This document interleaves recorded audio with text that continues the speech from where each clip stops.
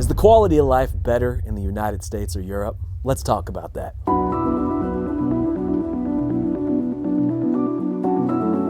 Let's be honest, Americans romanticize the idea of Europe, and some save up all their money to go on their dream vacations in places like Paris, Rome, and London. But the general consensus is that Europe doesn't feel the same way about the United States. They find the food unhealthy, the suburbs monotonous and ugly, and the US just generally lacking its own culture. So if Europeans despise the United States of America so much, then why do so many Europeans move to United States? Literally, there has never been a single year in history where more Americans move to Europe than Europeans moving to United States.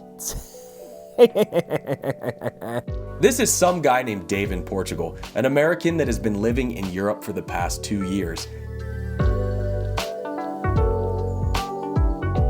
Stay tuned to the end of the video, where I will share if I think living in Europe has improved my quality of life. Let me start by saying this video isn't intended to be a blame game on which one is worse or which one is better. People have different priorities on what makes them happy, and they're entitled to that. Now I know what you're saying. There's no possible way that you could compare a country like the United States to the entire continent of Europe. However, when it comes to the key factors of deciding quality of life, I believe that you can, in fact. First, you have to ask yourself, what does quality of life mean to you? The quality of life is often assessed based on various factors, including health, economic well-being, education, environment, social connections, and overall life satisfaction. It's a multi-dimensional concept that considers both objective and subjective measures to evaluate the well-being of individuals or communities. Ever since the first time I had visited Europe over 12 years ago, I noticed some very stark differences. Now I know Europe is a very big place that consists of many different cultures and countries. Today, we're only mainly focusing on the countries in the European Union. However, there are some major differences that a majority of European countries share in contrast to the United States. And I think those differences are significant enough to compare against each other. It's hard to argue against the facts that healthcare, quality of food, insurance, and good education is much more expensive in the United States than anywhere in Europe. In my opinion, these are some of the most important foundations for a good quality of life. Assessing the quality of education in the United States and Europe is complex, as it involves considering various factors, including academic achievement, resources, teaching methods, and cultural context. Additionally, the quality of education can vary significantly within each country and region. Here are some key points to consider. Global rankings. Some European countries consistently perform well in global education rankings. These rankings often highlight countries like Finland, Germany, and the Netherlands for their strong educational systems. The United States tends to have a more mixed performance in international rankings, with variations across states and regions. Higher education reputation. Both the United States and Europe are home to prestigious universities and institutions that are globally recognized for their academic excellence. The United States has Ivy League institutions, while Europe has universities like Oxford, Cambridge, and ETH Zurich. Investment in education. The level of investment in education can impact its quality. European countries with strong education systems often allocate a significant portion of their GDP to education. Some Nordic countries, for example, have high levels of investment in both primary and higher education. In the United States, funding for education varies by state, and there are concerns about disparities in funding between wealthy and less affluent school districts. Access to education. The accessibility of education is a crucial factor. In many European countries, there is a strong emphasis on providing affordable or tuition-free higher education, contributing to broader access. In the United States, the cost of higher education can be a barrier for some students. although financial aid and scholarship programs aim to address this issue. It can be hard to maintain our quality of life considering how the state of the world is. And adding on top of that, staying informed about the world around us can be just as draining, since the media prioritizes speed and profit over quality. Luckily, the sponsor of today's video, Ground News, can help with just that. Ground News is an app and website that compiles local and international sources into one place for access to all sides of every narrative. Let me show you how it works with this article about the UN Weather Agency saying 2023 is the hottest year on record and warns of further climate extremes ahead. Here you can see there are over 90 sources reporting on this story. Down below in the biased distribution majority covering this story are 41% in the center. So if you read from right-wing publications, you may miss out on this story. If you want to read deeper into this story, they have all the sources tagged for bias, factuality, and ownership all in one place so you can easily compare coverage. The Washington Post, tagged as left-leaning, says this year will be Earth's hottest in human history, while the Straits Times, tagged as right, mentions the world has hit 1.4 degrees. You can really see the sense of urgency between these two headlines. The level of transparency this offers is a game changer. Go to my link in the description below at ground.news/Dave for 30% unlimited access to the Vantage plan. Subscribing supports my channel and a small team working hard to keep the media accountable. Thank you again, Ground News, for sponsoring today's video. Comparing healthcare systems between Europe and the United States involves examining various factors, including accessibility, quality, cost, and overall performance. It's important to note that healthcare systems can vary significantly within Europe, as each country has its own unique approach. Similarly, the United States has a complex healthcare system with a mix of public and private elements that can vary from state to state. Here are some key points of comparison. Accessibility. In Europe, most European countries have universal healthcare systems, which generally provide coverage for all residents. Citizens typically have access to a broad range of medical services without significant financial barriers. The US does not have a universal healthcare system. Access to healthcare is often tied to employment, and a significant portion of the population relies on private insurance. Some Americans, however, may face challenges in accessing affordable healthcare, leading to issues of underinsurance or lack of insurance. In Europe, European countries often rank high in terms of healthcare outcomes, as measured by indicators like life expectancy and infant mortality. The emphasis on preventative care and public health initiatives contributes to positive health outcomes. While the US has advanced medical technology and research, healthcare outcomes can vary. Some Americans receive world-class medical care, but there are disparities, and certain health indicators lag behind those of some European countries.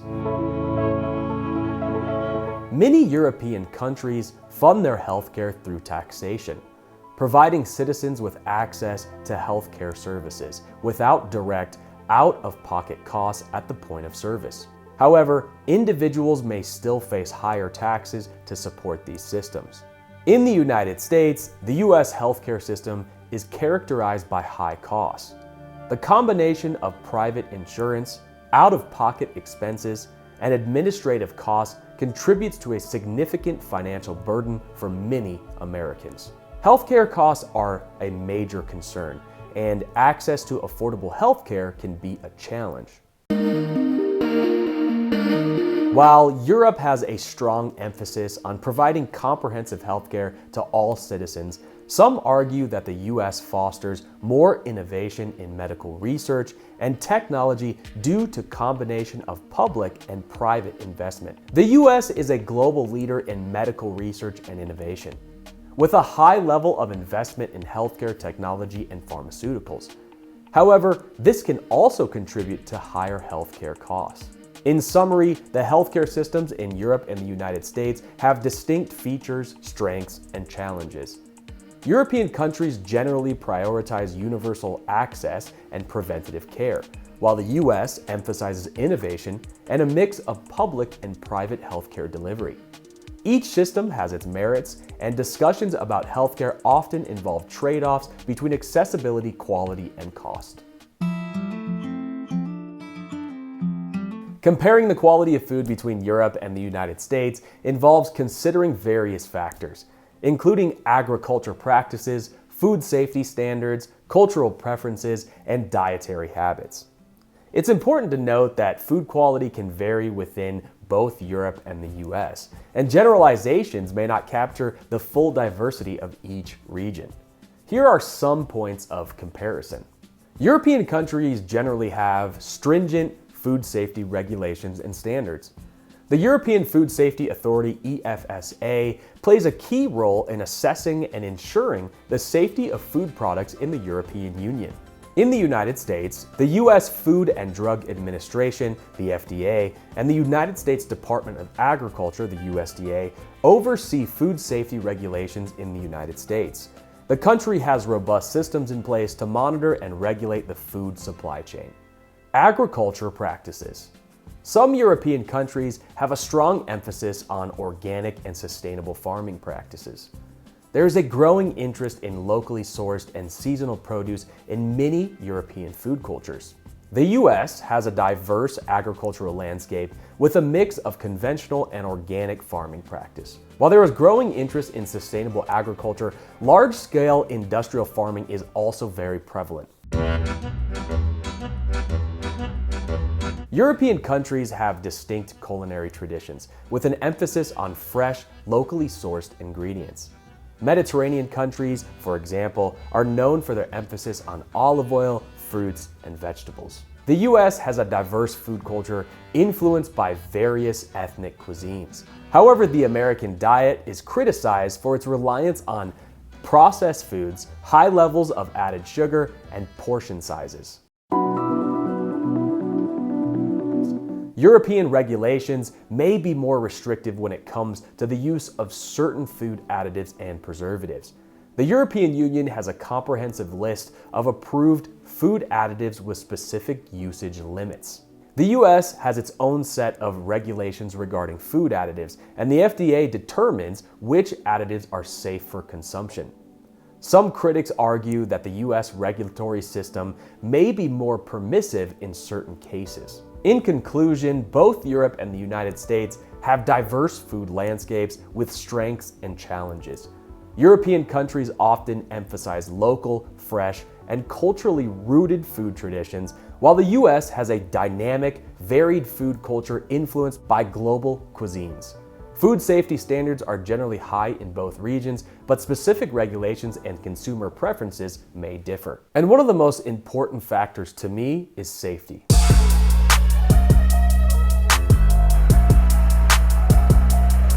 The crime rates in the United States vary by state and city.